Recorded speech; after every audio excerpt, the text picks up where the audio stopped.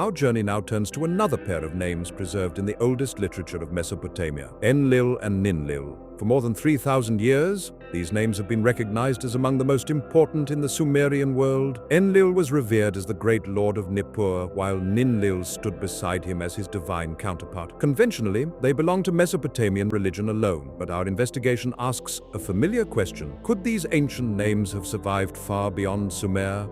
Could they have left traces in the Hebrew Bible? In this episode, we will follow the El family of consonants, from Enlil and Ninlil to El, Eloah, and the Elohim.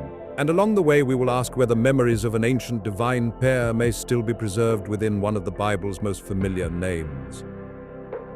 Enlil and Ninlil stand among the oldest and most important divine figures of ancient Mesopotamia. Their principal sanctuary was the sacred city of Nippur, where they were honored for more than 2,000 years before the beginning of the Common Era. Conventionally, Enlil is translated Lord of the Wind, while Ninlil is translated Lady of the Wind. Yet the Sumerian word Lil carries a broader range of meaning than the English word wind. Depending on the context, it can also mean air, breath, or spirit, an unseen force that gives movement and life. Centuries later, the Hebrew Bible uses the word ruah, a word with remarkably similar meanings: wind, breath, and spirit. One familiar expression is ruach El, the spirit of El, preserved in the name Raquel and Rachel. Is this similarity merely coincidence, or does it preserve the memory of a much older tradition? That is the question our investigation will follow.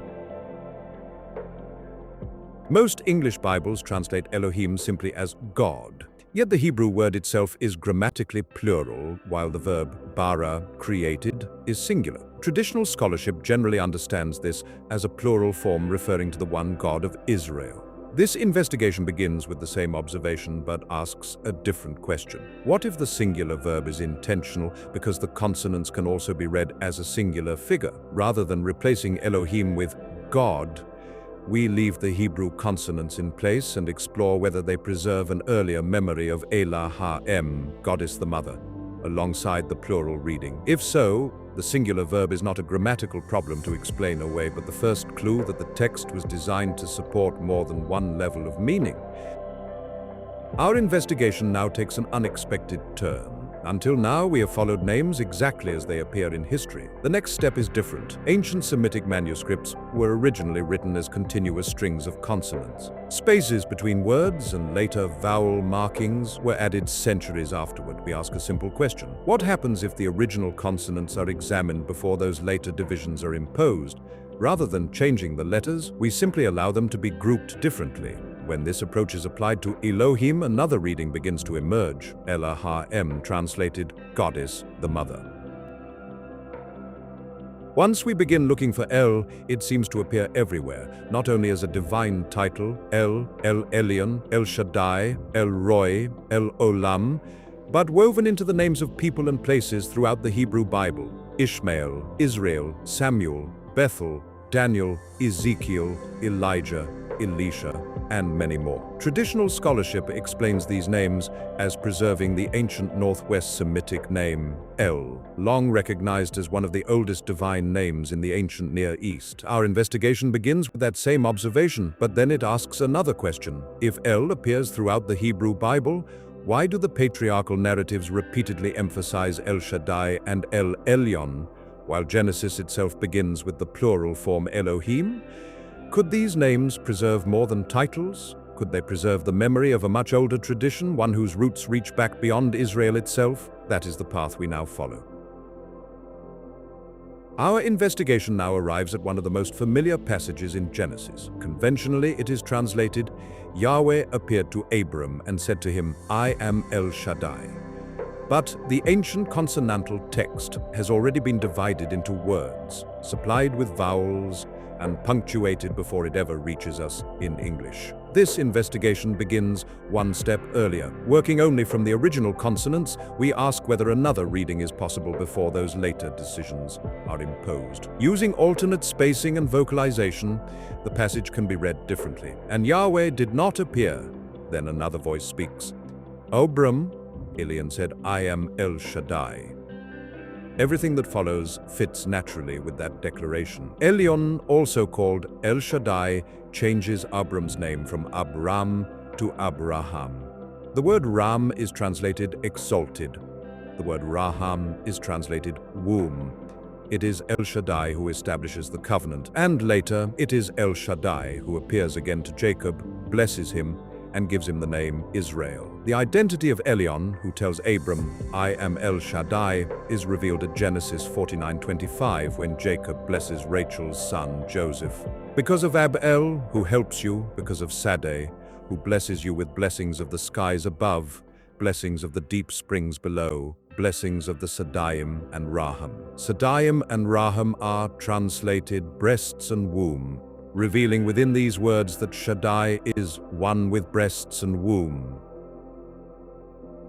Once we recognize the distinction, another pattern begins to emerge. According to the biblical narrative, it is El Shaddai who appears to all three patriarchs. To Abraham, El Shaddai establishes the covenant and changes his name. To Isaac, the covenant is reaffirmed. And to Jacob, El Shaddai appears once again, blesses him, and declares, "Your name shall no longer be Jacob, but Israel." Israel's consonants S-R-L can be read Aish and Aisha, or El and Ella, translated man and woman, light God and goddess.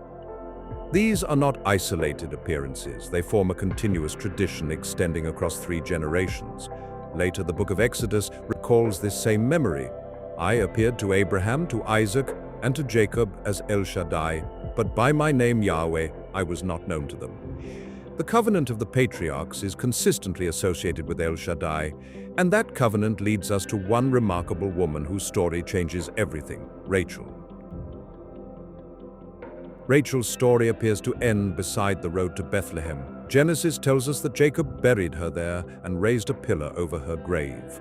Yet the journey itself does not end. Israel continues toward Mgdldr, traditionally rendered Migdal Eder and translated Watchtower of the Flock. However, Mgdldr can also be read Gadol Adar, translated Mother Great Glorious. Soon afterward, the narrative shifts unexpectedly to Egypt. There, Joseph encounters another mysterious figure, the chief baker. The connection seems almost accidental, yet the same consonants continue to appear. Bethlehem, BTLHM, bread, LHM, the baker, and Elohim, LHM. Within the conventional reading, Bethlehem simply means house of bread, but the consonants preserve additional layers of meaning. Beit Elohim, translated House of Goddess the Mother. Bat Elohim, translated Daughter of Goddess the Mother. Also Betula M, translated Virgin Mother. Merely coincidences? Or are the stories of Rachel and the baker connected through a literary enigma hidden within the consonants themselves?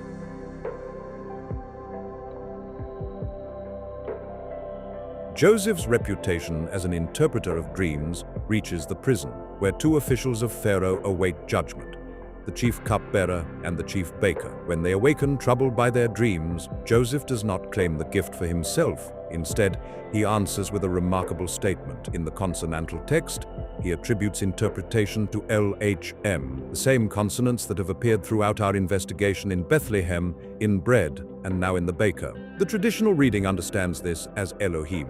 Our investigation asks whether the repeated appearance of LHM preserves an additional layer of meaning hidden within the consonants. If so, the baker may represent far more than a palace official. The story may be concealing another identity.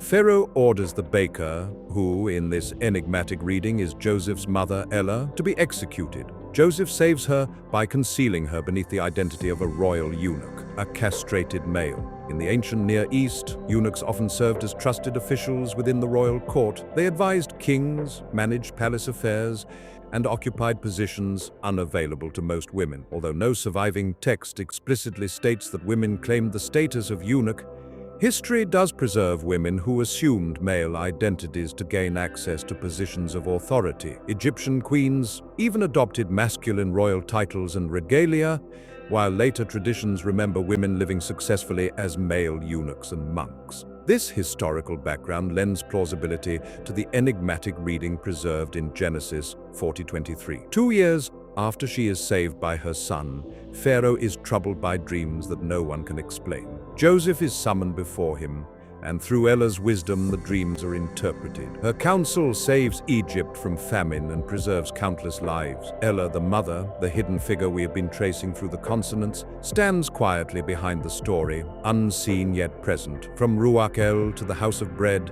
to the House of Ella, the mother, and ultimately to the Virgin Mother, the enigma reveals Rachel, Joseph's mother, hidden beneath the identity of a royal eunuch, using her wisdom for the benefit of all Egypt. Names preserve memories long after history has forgotten their meaning. El lives on in the names Hillel and Gamaliel. HLLL, Halal El, is traditionally translated Praise El. GMLL, read as Gamma Ella El, reveals God and Goddess within. Jesus proclaimed, "The kingdom of LHM is within you." In this investigation, LHM is more than bread. It echoes Ella the mother, the feminine presence hidden within the tradition from the beginning. From Enlil and Ninlil to El and Ella the mother. From the wisdom of Egypt to the teachings of Jesus. The same current flows quietly through history. Micah's great and glorious mother was never destroyed. She was only hidden, waiting to be found.